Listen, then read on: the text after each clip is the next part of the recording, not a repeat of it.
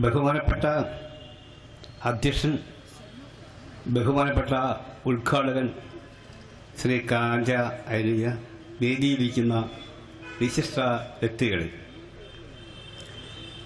മണ്ഡൽ കമ്മീഷന്റെ 25 വർഷം പൂർത്തിയാക്കുമ്പോൾ 1992 മണ്ഡൽ കമ്മീഷൻ നടപ്പാക്കാനായിട്ട് കേരളത്തിൽ രൂപീകരിച്ച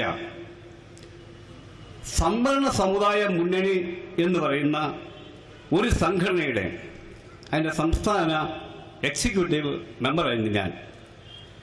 അതിൻ്റെ മുഖ്യമായ ചുമതല അന്ന് SNDPയുടെ ജനറൽ സെക്രട്ടറി ആയിരുന്ന MK രാഘവനും അതേപോലെ തന്നെ KK വിശ്വനാഥനായിരുന്നു. മാത്രമല്ല BD ജോൺ, ദളിത് ക്രിസ്ത്യൻ സംഘടനയുടെ നേതാവായിരുന്ന BD ജോൺ ഉണ്ടായിരുന്നു, അഡ്വക്കേറ്റ് പൂക്കുഞ്ഞുണ്ടായിരുന്നു. അങ്ങനെ ദളിത് പിന്നോക്ക മേഖലയിൽ നിന്നുള്ള ഒരു വലിയ നേതൃത്വത്തിന്റെ, ഒരു സാമുദായിക നേതൃത്വത്തിലാണ് ഈ സമരം നടക്കുന്നത്. അപ്പോൾ സ്വാഭാവികമായിട്ടും ഞങ്ങളുടെ സംഘടനയിൽ ഞാൻ പ്രതിനിധാനം ചെയ്തിരുന്ന സീനിയർ സർവീസ് സൊസൈറ്റിയുടെ കേന്ദ്ര കമ്മിറ്റിയിലും ഈ ചർച്ച വന്നു. അപ്പോൾ അവിടെ മുഖ്യമായിട്ട് വെച്ചിരിക്കുന്നത് ഇത് പിന്നോക്കക്കാരുടെ ഒരു സമരമാണ്, പിന്നോക്കക്കാര് നേതൃത്വം വഹിച്ച് ചെയ്യേണ്ട സമരമാണ്. ദളിതരെപ്പോലുള്ളവർ ഈ സമരത്തിൽ പങ്കെടുക്കേണ്ട ആവശ്യം ഇല്ല എന്ന് പറയപ്പോൾ ഞാൻ പറഞ്ഞൊരു പ്രശ്നം, ഞാനതിനെ വളരെ ശക്തമായിട്ട് ബാധിച്ച് ഇത് ശക്തമായൊരു രാഷ്ട്രീയമുണ്ട്.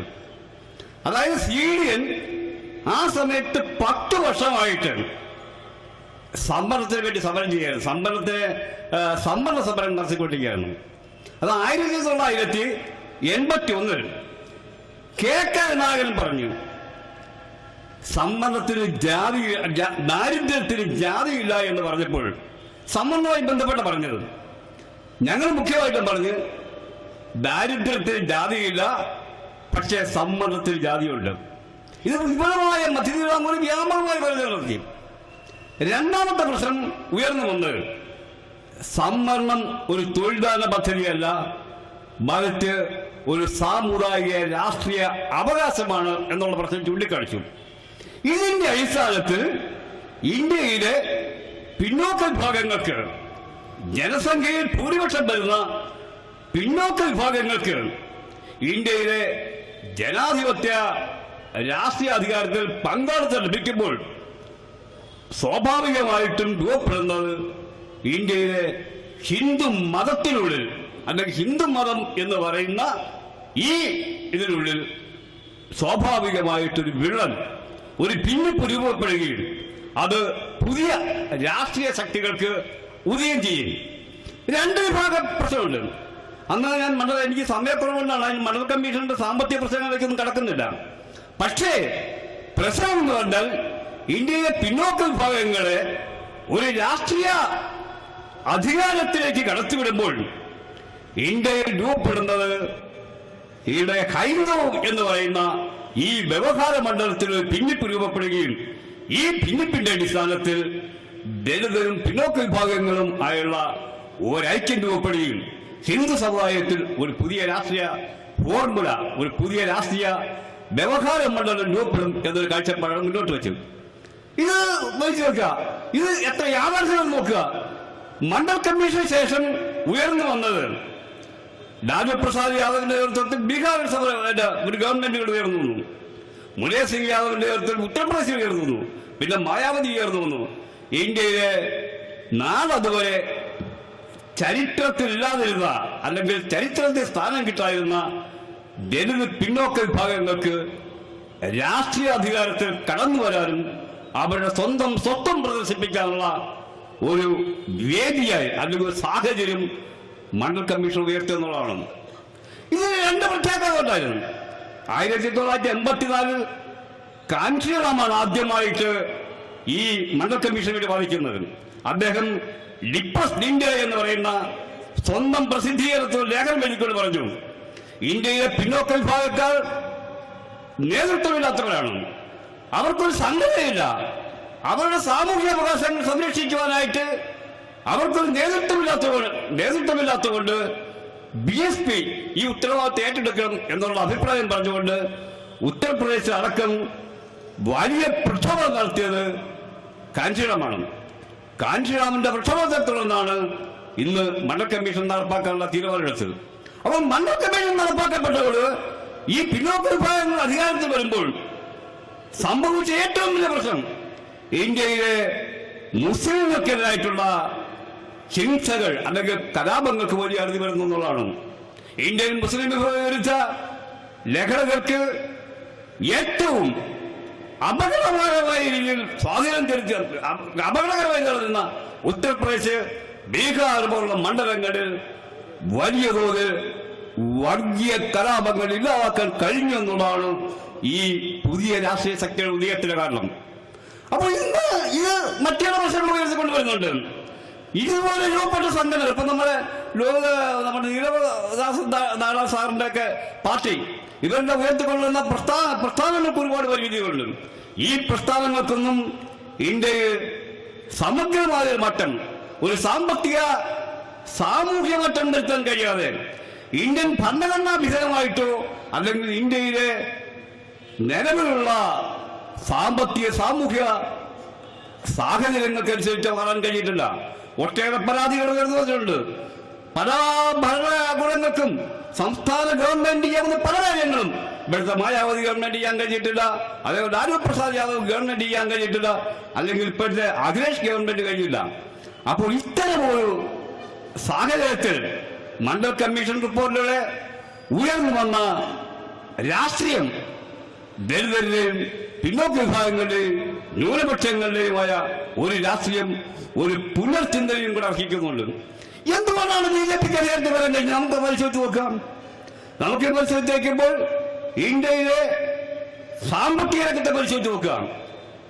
കോൺഗ്രസിൽ നിന്ന് വ്യത്യസ്തമായ ഒരു സാമ്പത്തിക പരിപാടി എന്ന് ബിജെപിക്കില്ല. കാരണം ഇന്ത്യൻ നാഷണൽ കോൺഗ്രസിന്റെ മുഖ്യ സാമ്പത്തിക പരിപാടി 1923 മുതൽ ഇന്ന് വരെ 65 വർഷത്തെ അതിന്റെ മുഖ്യമായ സാമ്പത്തിക പരിപാടി അത് വ്യാവസായിക മൂലധന നിക്ഷേപത്തിലൂടെ, അല്ലെങ്കിൽ മൂലധന നിക്ഷേപത്തിന്റെ മുഖ്യ ലക്ഷ്യം ഒരു തൊഴിലധിഷ്ഠിത സമ്പദ്ഘടന കെട്ടിപ്പടുക്കുക എന്നുള്ളതാണ്. അതായത് 65 വർഷത്തെ മൂലധന നിക്ഷേപത്തിലൂടെ 11% തൊഴിലവസരങ്ങൾ മാത്രമാണ് ഇന്ത്യയിൽ സൃഷ്ടിക്കാൻ കഴിഞ്ഞിട്ടുള്ളത്. ഇന്ന് കൊട്ടിഘോഷിക്കപ്പെടുന്ന വാജ്പേയി ഗവൺമെന്റ് ഇന്നത്തെ രീതിയിലുള്ള മൂലധന നിക്ഷേപം നടന്നാൽ ഏതാണ്ട് 40 ലക്ഷം കോടി രൂപയാണ്. അതുകൊണ്ടും ഇന്ത്യയിൽ 5% സാമ്പത്തിക 5% തൊഴിലവസരങ്ങളെ സൃഷ്ടിക്കാൻ കഴിയുമെന്ന് SK ബിശ്വാസിനെ പോലുള്ള ചൂണ്ടിക്കാണിച്ചിട്ടുണ്ട്. അപ്പോൾ പ്രശ്നം എന്ന് പറയുന്നത് ഇന്ത്യയിൽ നിലനിൽക്കുന്ന സാമ്പത്തിക കാഴ്ചപ്പാട്, അത് കോൺഗ്രസിന്റേതാവട്ടെ, BJPയുടേതാവട്ടെ, അല്ലെങ്കിൽ കമ്മ്യൂണിസ്റ്റ് പാർട്ടിയുടേതാവട്ടെ, തൊഴിലധിഷ്ഠിത സമ്പദ്ഘടന കെട്ടിപ്പടുക്കുക എന്നുള്ളതാണ്. ഈ തൊഴിലധിഷ്ഠിത സമ്പദ്ഘടന കെട്ടിപ്പടുക്കുമ്പോൾ ഇന്ത്യയിലെ ജനതയുടെ ദാരിദ്ര്യം, നിരക്ഷരതയിൽ പരിചരിക്കാൻ കഴിയില്ല എന്ന് കഴിഞ്ഞ സാമൂഹ്യ സർവേ ചൂണ്ടിക്കാണിച്ചിട്ടുണ്ട്.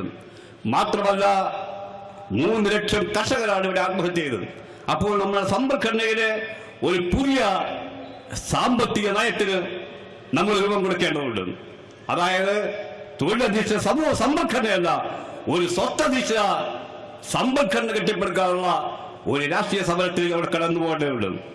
മറ്റുള്ളവരും BJPക്ക് എന്തുകൊണ്ട് അധികാരത്തിൽ വരാൻ കഴിഞ്ഞെന്ന് നമ്മൾ പരിശോധിച്ച് നോക്കാം.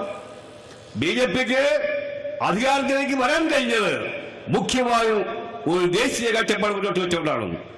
ഇന്ത്യയിൽ ഇന്ത്യൻ നാഷണൽ കോൺഗ്രസ് തൊട്ട് നമ്മുടെ കമ്മ്യൂണിസ്റ്റ് പാർട്ടി വരെ, അല്ലെങ്കിൽ ഇവിടുത്തെ നക്സലൈറ്റുകൾ വരെ അംഗീകരിച്ചിരിക്കുന്ന കാഴ്ചപ്പാട്, അല്ലെങ്കിൽ ദേശീയത എന്ന് പറയുന്ന കാഴ്ചപ്പാട് നാനാത്വത്തിൽ ഏകത്വമാണ്. ഈ നാനാത്വത്തിൽ ഏകത്വത്തെ നമ്മൾ കൃത്യമായി പഠിച്ചു കഴിഞ്ഞാൽ പരിവർത്തനോന്മുഖമായ ഒരു മതത്തിന്റെ കാഴ്ചപ്പാട്, ഒരു ബ്രാഹ്മണി സങ്കല്പമാണ്. ഇതിനെ മറികടന്നുകൊണ്ട് ഇന്ത്യയിൽ ഒരു ദേശീയതാ സങ്കല്പം മുന്നോട്ട് വയ്ക്കാൻ കഴിഞ്ഞത് BJPക്ക് മാത്രമാണ്.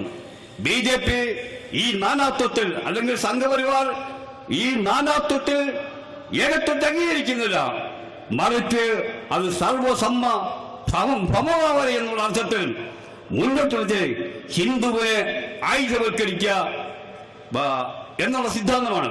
അപ്പോൾ ഇതിന്റെ അടിസ്ഥാനത്തിൽ ഒരു ദേശീയതാ സങ്കല്പം മുന്നോട്ട് വെച്ച് കഴിയുമ്പോൾ ഈ ദേശീയ സങ്കല്പം എങ്ങനെ രൂപപ്പെട്ടു അതിന്റെ ഒക്കെ അടിത്തറ ഞാൻ ഈ ബീഫിന്റെ രാഷ്ട്രീയം എന്ന് പറയുന്ന പുസ്തകത്തിൽ കൊടുത്തിട്ടുണ്ട്. ഒരു പുതിയ ദേശീയ സങ്കല്പം ഈ BJP-യുടെ ഞാൻ അതിന് കിടക്കുക. അപ്പോൾ ഇന്ത്യയിൽ പുതിയ ഒരു ദേശീയ സങ്കല്പം ഇവിടെ എനിക്ക് മുമ്പ് സംസാരിച്ച പണ്ടും പറഞ്ഞ പോലെ എല്ലാ വൈവിധ്യങ്ങളും അംഗീകരിക്കുന്ന, സ്ത്രീകൾക്ക് തുല്യപരിഗണന കൊടുക്കുന്ന, എല്ലാ വൈവിധ്യങ്ങളും അംഗീകരിക്കുന്ന, വൈവിധ്യങ്ങളുടെ സഹവർത്തിത്വം, എല്ലാ സാമൂഹ്യ വിഭാഗങ്ങൾക്കും അധികാര പങ്കാളിത്തം കൊടുക്കുന്ന, കമ്മ്യൂണൽ അവാർഡിൽ നിന്ന് വികസിക്കുന്ന ഒരു ദേശീയ സങ്കല്പം കൂടെ ഉയർന്നു വരുന്ന ഒരു രാഷ്ട്രീയത്തിൽ മാത്രമേ സംഘപരിവാറിനെ പരാജയപ്പെടാൻ കഴിയൂ. കാരണം ഫാസിസം എന്ന് പറയുന്നത് ജർമ്മനിയെ പോലെയോ അല്ലെങ്കിൽ ഇറ്റലിയെ പോലെയോ മറ്റു രാജ്യങ്ങളെ പോലെയോ നിയമാധിഷ്ഠിതമായും ഭരണാധിഷ്ഠിതമായിട്ട് നിലനിൽക്കുന്ന ഒരു യാഥാർത്ഥ്യമല്ല ഇന്ത്യയിലെ ഇന്ത്യൻ സാമൂഹ്യ വ്യവസ്ഥയുടെ അന്തർധാര തന്നെ ഫാസിസമാണ്. കാരണം ഈ ജാതി വ്യവസ്ഥ കൊണ്ട് ഞാൻ അടിമയാണെന്നും ഞാൻ മാറി നിൽക്കേണ്ടവനാണെന്നും സ്വയം ചിന്തിക്കുകയും എന്നെ മാറ്റി നിർത്തേണ്ടത് തങ്ങളുടെ കടമയാണെന്ന് മറ്റൊരു വിഭാഗം വിശ്വസിക്കുകയും അത് ധാർമ്മികവും നിയമാധിഷ്ഠിതവും മതാധിഷ്ഠിതമാക്കുന്ന ഒരു സാമൂഹ്യ വ്യവസ്ഥ നിലനിൽക്കുന്ന ഈ സമൂഹത്തിനുള്ളിൽ ഈ സമൂഹ ഘടനയാണ് മാറ്റേണ്ടത്. അതുകൊണ്ട് തന്നെ ഈ സമൂഹ ഘടന മാറ്റി തീർക്കുവാനായിട്ട് സവർണ മേധാവിത്വത്തെ പൊളിക്കുക മാത്രമല്ല, അവർണരുടെ ഇവിടുത്തെ ദളിതരുടെയും രാഷ്ട്രീയ അധികാരം, ദളിതരുടെ പിന്നോക്ക വിഭാഗങ്ങളുടെ രാഷ്ട്രീയ അധികാരം സ്ഥാപിക്കപ്പെടുമ്പോൾ അത് പഴയ രാഷ്ട്രീയ സങ്കല്പങ്ങളിലൂടെ അല്ല, മറിച്ച് പുതിയൊരു രാഷ്ട്രീയ സങ്കല്പങ്ങളുടെ ഒരു സ്വത്തധീക്ഷ സംഭവം കെട്ടുകെട്ടിപ്പിക്കാനും എല്ലാ വിഭാഗങ്ങൾക്കും രാഷ്ട്രീയ അധികാരം നൽകുന്ന ഒരു പുതിയ ദേശീയതാ സങ്കല്പത്തിന്റെ അടിസ്ഥാനത്തിൽ കെട്ടിപ്പടുത്തുമ്പോൾ മാത്രമേ ഈ സംഘപരിവാറിനെ പരാജയപ്പെടുക. കാരണം ഇവിടുത്തെ കമ്മ്യൂണിസ്റ്റ് ആയാലും കോൺഗ്രസ് ആയാലും ഏത് പാർട്ടിക്കുള്ളിലും ഈ ഹിന്ദുത്വം അല്ലെങ്കിൽ അടിച്ചമർത്തേണ്ട ഈ സിദ്ധാന്തം നിലനിൽക്കുന്നതാണ്. അതുകൊണ്ട് ഇത്തരം ഒരു പുതിയ രാഷ്ട്രീയത്തിലേക്ക് ഉയരാനുള്ള ഒരു പുനർ പഠനം, ഒരു പുനർ വായന മണ്ഡൽ കമ്മീഷന് വേണ്ടിയുള്ള സമരവും മണ്ഡൽ കമ്മീഷൻ റിപ്പോർട്ടും അതിന്റെ സമരവും തരുന്നെന്ന് ഇതിന്റെ അവകാശം തന്ന സോൾഡാറ്റിയുടെ സംഘടനകൾക്ക് നന്ദി പ്രകടിപ്പിച്ച് എന്റെ വാക്കുകൾ ചുരുക്കുന്നു. നിങ്ങൾക്ക് എന്റെ അഭിവാദ്യങ്ങൾ.